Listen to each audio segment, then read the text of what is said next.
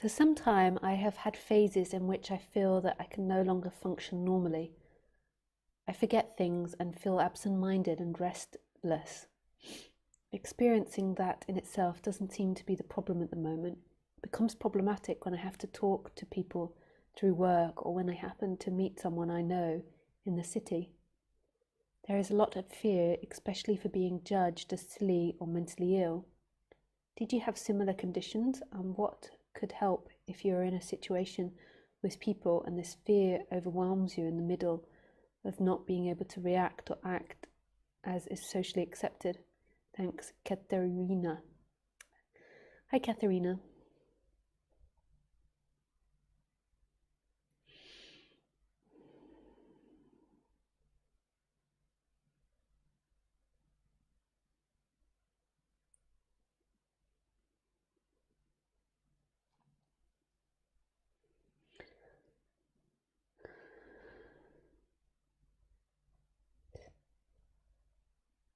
Yeah, I think it's difficult when you're going through this process of how to deal with people that aren't into this subject, because when you begin to get into this subject, normally what happens is all your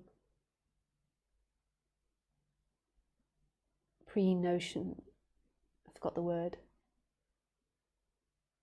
all your notions about life become destroyed. So what happened for me in this subject is that everything I thought I knew began to get questioned. I don't know if that has to happen for everybody, because the shift is beyond the personality. But everything I thought Lisa to be became deconstructed. But Lisa was a little bit screwed up or upside down, like a bit of I came out of my family and just had a lot of trauma, really, and so maybe I had to go through a bigger therapeutic process than what other people do. Not that I'm still going through therapeutic processes. There's still old traumas in my body, and we're still working on Lisa and looking at dynamics.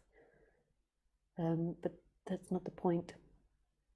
Is that a lot of the way I was got deconstructed. And if you've got close relationships with people that know you in a particular way, then this can become very challenging, because they might notice a difference in you, and they might want to encourage and entice you to be the way in which you used to be. Sometimes change is very challenging for people around you.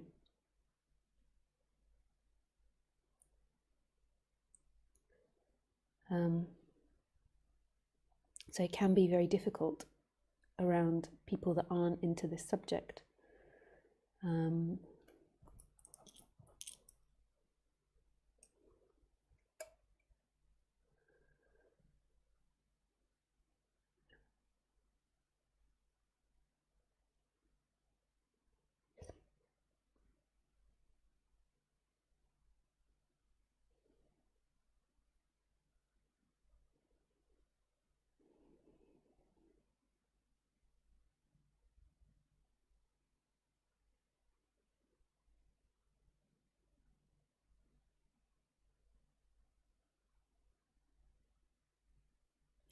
Something that could be helpful, and again, know that even though it sounds like I'm giving prescription, I'm actually giving a description of what could happen. So there's going to be a suggestion, and either Katharina will listen to that suggestion and respond and do something, or she will not, obviously. And even though you might think it's your will, it's actually something that happens. So something that might help is just having compassion for the people around you, for your family, for your old friends, for your work colleagues. like really deeply seeing that they couldn't be any other way. So rather focusing on too much of what they think about you and how they're perceiving you, like just seeing if you can find a place of compassion from the way they perceive the world. Like maybe they are judging you as silly or mentally ill, but why are they doing that? And they do that from illusion and from suffering. So it's like if you can have compassion for that, then maybe it won't matter so much the way in which they actually see you on the surface. Also, another suggestion is that you don't need to talk about this with anyone.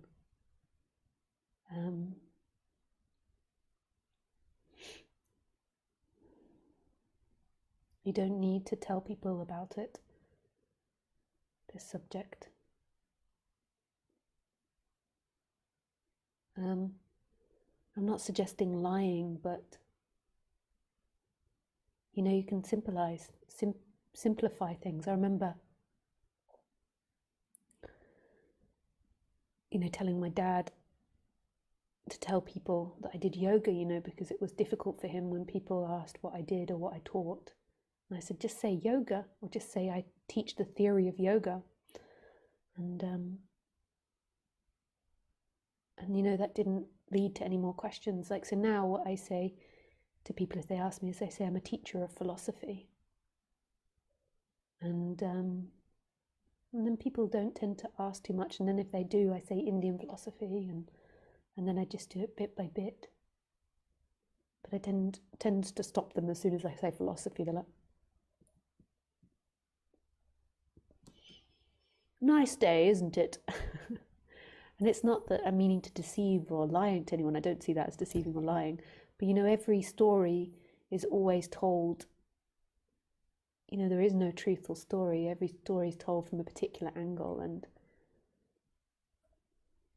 you don't need to talk about these things with people. And you don't have to share every part of you. Sometimes some people can get the perspective that honesty means saying everything.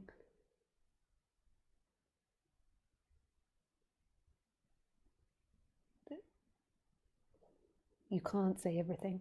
It's different when you're in a intimate relationship with someone, but when it's more like friends or people at work, you don't even need to speak about it. And then for you, the fear, you can also look at the fear, where that arises in the body, and just see that it's absolutely not true. Normally when we're worried about what people think about us, it goes to the extreme of, say, something like the witches, like killing the witches, that you're going to be burned or stoned to death by society. The society is going to find out you're a witch, and then they will set you on fire, or they will judge you and hurt you. I know it sounds really irrational, that, but normally if you go down to the feeling, it's like an irrational feeling that you're going to be stoned or killed, or that society is going to abandon you if you don't fit in with them. And it's just seeing that that's not true. That this is just an old genetic social conditioning that's coming up, a seeking pattern or an old seeking pattern, and that isn't true. That no one's going to kill you for what you believe or think or feel or experience. And even if they do kill you, it's God's will and it's the perfect play of things. Sometimes I become afraid of the internet and exposing myself so much on the internet, exposing myself, flashing the audience, woo, woo. And in the end, when that feeling comes through, I just allow it to be there. But in the end, knowing that even if there are consequences for this, that's exactly what life wants to be experienced, and in itself that is perfection. That is perfection. And that's exactly what's meant to happen. And even though I might protect myself in certain ways by not talking about certain things or not making my details available to people, that if something does happen, that's life's plan, and that in itself is love. I know that sounds crazy. I'm not trying to justify bad behavior, but in the end, everything is love. When you take away all your judgments or everything you think you know about anything, there is simply love manifesting in all its different forms, and who knows what trials or tribulations it's got for all of us. And in the end, everything is going to be destroyed. That's the nature of the beast, the nature of the monkey, is it comes up and it grows and it flourishes, and then eventually it gets destroyed and turned into something else. That's the Shiva part. Oh no, that's not the Shiva part, that's the feminine part, isn't it? That destroys Kali. Ha ha, bum, bum, bum. Or Shiva. I don't know who destroys life, which one it is. Yeah, so thanks, Catherine, for your question. I wish you well.